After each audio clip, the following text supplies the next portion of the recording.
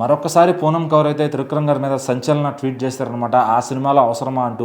So అసలు ఆవిడ tweet చేసింది దేని గురించి, ఏ సినిమా గురించి? అంటే పూనం కౌర్ త్రివిక్రమ్ గురించి కావచ్చు, పవన్ కళ్యాణ్ గారి గురించి కావచ్చు, ఎప్పటికి చూసినా కూడా ట్విట్టర్ వేదికగా ఏదో ఒక పోస్ట్ పెడుతూనే ఉంటుంది. అంటే ఇప్పుడేం కొత్త కాదు.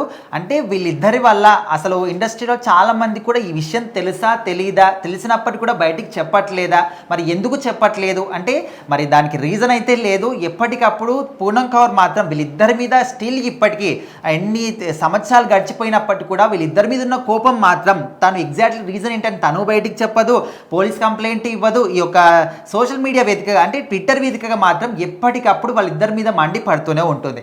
అయితే ఇప్పుడు తాజాగా ఇప్పుడు మనము పవన్ కళ్యాణ్కి సంబంధించినటువంటి Harihara Veeramallu cinema July 24th రాబోతుంది. ఈరోజు ట్రైలర్ కూడా వచ్చింది, దానికి మంచి రెస్పాన్స్ వచ్చింది. ఫ్యాన్స్ అందరూ కూడా పిచ్చి పిచ్చిగా ఎంజాయ్ చేస్తున్నారు.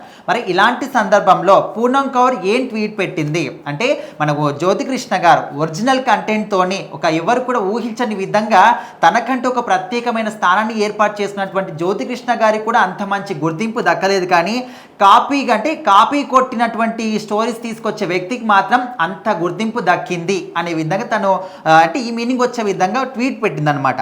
అయితే ఇది పెట్టిన వెంటనే కొద్దిసేపటికి మళ్ళీ కూడా డిలీట్ చేసింది.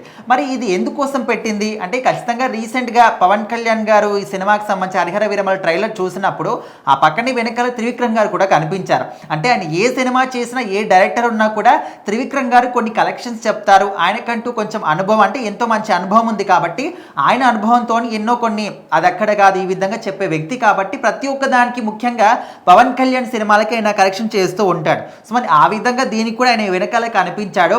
మరి ఇక్కడ దీనికోసమనే ఖచ్చితంగా అందరికీ అర్థమైపోతుంది క్లియర్గా త్రివిక్రమ్ని ఉద్దేశించే ఈ విధంగా పెట్టింది ఆమె అని.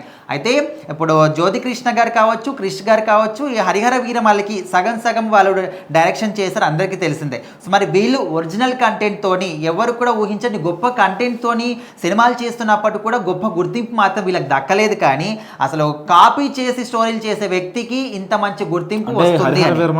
ఫినిషింగ్ టచ్ ఇచ్చారంటున్నారు, మరి దాని గురించి కౌంటర్ ఫినిషింగ్ టచ్ అని కాదు. ఇప్పుడు అంటే మనం ఇందాక మాట్లాడుకున్నట్టే పవన్ కళ్యాణ్ గారు ఏ సినిమా చేసినా కూడా డైరెక్టర్ ఎవరైనా కావచ్చు, ఖచ్చితంగా త్రివిక్రమ్ గారు కొంచెం ట్రైలర్ కానీ సినిమా మొత్తం కూడా చూసి ఇట్లా ఈ విధంగా కాదు ఈ విధంగా ఎక్కడైనా కరెక్షన్స్ ఉంటే చెప్తారు. మరి ఖచ్చితంగా త్రివిక్రమ్ గారిని ఉద్దేశించే ఆ రీజన్ కోసమని పూనం కౌర్ ఈ విధంగా ట్వీట్ పెట్టిందని ఆల్మోస్ట్ 95% పీపుల్ అయితే నమ్ముతున్నారు. మరి దాన్ని వెంటనే కూడా డిలీట్ చేసింది. మరి ఎందుకు డిలీట్ చేసింది, మీకు అంత ధైర్యం ఉంటే దాన్ని ఉంచాలి కదా అని కూడా చాలామంది ట్రోలింగ్ చేస్తూ ఉన్నారు. మరి అసలు వీళ్ళ గొడవ ఎప్పుడు ముగింపు పలుకుతుంది, ఇప్పుడు తను ధైర్యంగా చెప్పాలనుకుంటే పోలీస్ కేసు పెడితేనే ఏదో ఒక సమాచారం ఒక దానికి ఎండ్ అనేది పడుతుంది. కానీ తను ఇదే విధంగా సోషల్ మీడియా వేదిక ట్వీట్లు పెడుతూ వెళ్ళడం వల్ల ఎలాంటి ఉపయోగం లేదని కూడా చాలా మంది సలహాలు కూడా ఇస్తూ ఉన్నారు.